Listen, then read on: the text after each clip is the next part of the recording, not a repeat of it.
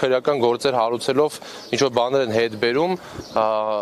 եւ վարչական բոլոր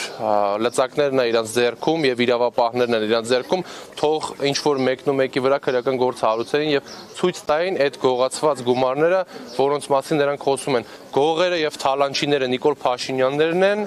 կոռուպցիոներները Նիկոլ Փաշինյաններն են, ովքեր գողացել են Հայաստանի Հանրապետության քաղաքացիներից ոչ միայն գումարները այդ 7 միլիարդ դոլարի կոնտեքստում, այլ նաև գողացել են նրանց հույսը արդարության եւ հայկական ապագայի տեսլականի վերաբերյալ։ Նիկոլ Փաշինյանն է գողն ու թալանչին, որ գողացել է մեզանից Արցախը, գողացել է